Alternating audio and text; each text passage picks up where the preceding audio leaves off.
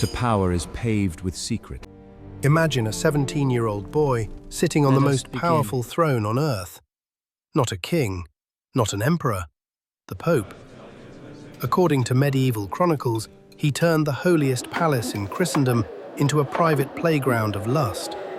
He gambled away money meant for orphans, and witnesses claimed he toasted pagan gods while the Vatican burned with sin. His name? Pope John XII. This is his story. The year is 955. Historians call this period the Saeculum Obscurum, the dark age of the papacy. Some even call it the pornocracy. Rome is a ghost of its former glory. Sewage runs through the streets, the poor fight for bread. And the Catholic Church? It is no longer a holy institution, it is a weapon. Powerful noble families, the Tusculans, the Crescentae, tear the papacy apart like wild dogs. Whoever controls the Pope controls Rome.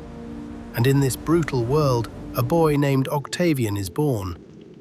His father is Alberic II, the ruthless, self-styled Prince of Rome. On his deathbed in 954, Alberic forces the Roman nobles to swear a terrifying oath.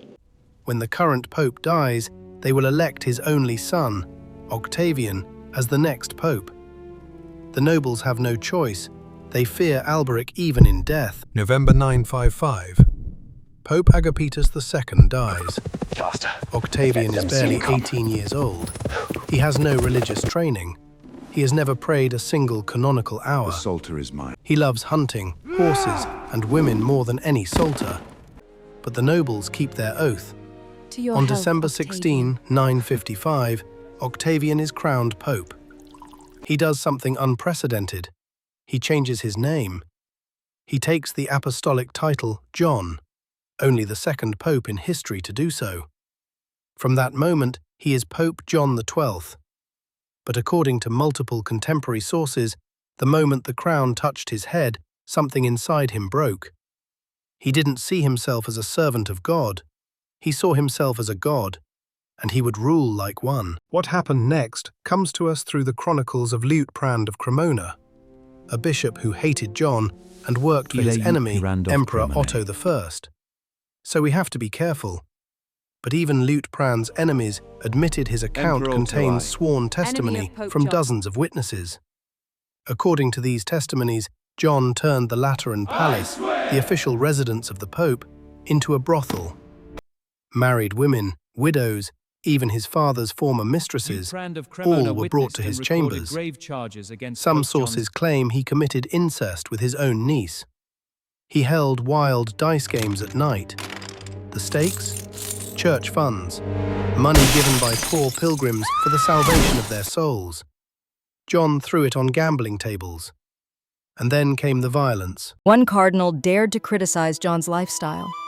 According to Liutprand, John had the man dragged into the courtyard, castrated and left to bleed to death. Another priest, John's own confessor, tried to guide him back to morality. John ordered his eyes gouged out. The blind priest was thrown into the streets and died of his wounds days later. John also sold church offices. This was called simony, a sin condemned for centuries. But John didn't care. He ordained a 10-year-old boy as a bishop because the boy's family paid him a fortune in gold.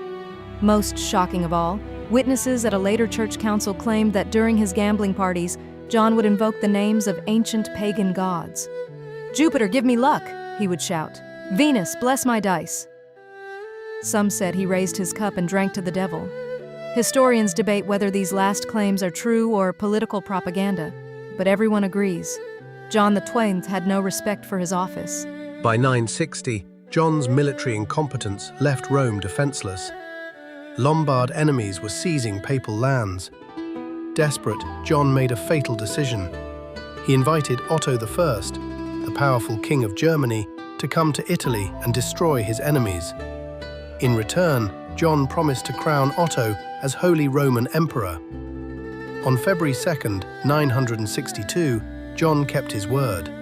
He placed the imperial crown on Otto's head inside St. Peter's Basilica. It was the highest honor the Pope could give. But Otto was not a fool. Immediately after the coronation, he forced John to sign the Privilegium Ottonianum, a document that made the Pope swear loyalty to the emperor. John had invited a servant, he got a master. John was furious, and he began to plot. According to Otto's own records, John sent secret envoys to the Magyars and to the Byzantines, Otto's worst enemies. He asked them to form a military alliance to destroy the German emperor. But Otto's spies intercepted the letters. The betrayal was exposed. Otto turned his army around and marched straight back to Rome. John panicked. He raided the Vatican treasury, grabbed his favorite mistresses, and fled into the mountains of Campania. He left the people of Rome to face the emperor alone. On November 6, 963, Otto convened a church council inside St. Peter's. Bishops, cardinals, and clergy from across Europe gathered. They put the fugitive pope on trial in absentia. The witnesses came forward one by one. Husbands whose wives John had abused, relatives of the priests he had mutilated, clerks who saw him gamble away church treasures. Every crime was written into the official record. The council delivered its verdict on December 4, 963. John is unworthy of the pontifical honor. He was deposed. A layman named Leo XIII was elected as the new pope. John XII was no longer pope, but he was not finished. As soon as Otto left Rome to deal with other wars, John hired a mercenary army using stolen church gold. He stormed back into the city. Leo XIII barely escaped with his life. John then rounded up the bishops who had testified against him. According to Liutprand, he seized the bishop who had signed his deposition, cut off his right hand, and shouted, "This is the hand that wrote against me." In February 964, under threat of violence, John forced a fake council to declare his restoration valid. He had won. The orgies and gambling returned. John believed he was untouchable. But his victory lasted only 3 months. Date: May 14, 964. John XII is no more than 27 years old. Contemporary sources give 3 different versions of his death, and historians still debate which is true. Version 1, from Liutprand, his enemy. Satan himself struck John with a stroke, so that he did not even have the space of time to confess his sins. This is clearly religious propaganda. Version 2, from later chronicles. An enraged husband caught John in bed with his wife and beat him to death. No contemporary source mentions a hammer. That detail came centuries later. Version 3, most accepted by modern historians. John suffered a fatal stroke while committing adultery. His naked body was found in the bed of another man's wife.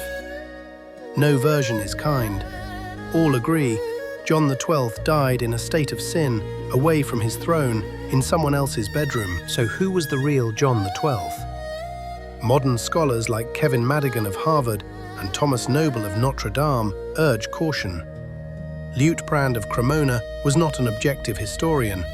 He was Otto's political weapon. The most lurid accusations, toasting the devil, invoking Jupiter, turning the palace into a brothel, may have been exaggerated to destroy John's reputation.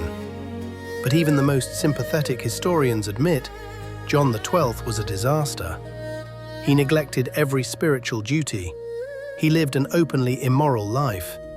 He betrayed a sworn ally, and he plunged the church into a violent crisis. The Catholic Church has never removed John XII from the official list of popes, but its historians have never stopped being embarrassed by him. The most honest answer: John XII was probably not the cartoon villain of medieval propaganda, but he was certainly one of the worst popes in history.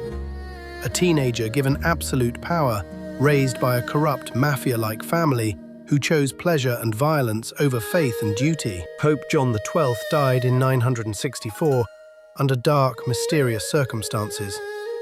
His body was buried beneath the floor of St. John Lateran, the same palace he was accused of turning into a house of sin. Later popes tried to erase his memory. They failed, because some scandals are too shocking to be forgotten. John XII leaves us with a question that still haunts our modern world. Was he a genuine monster, or just a teenager destroyed by political enemies who wrote history in their own favour? Comment below. I want to hear your theory.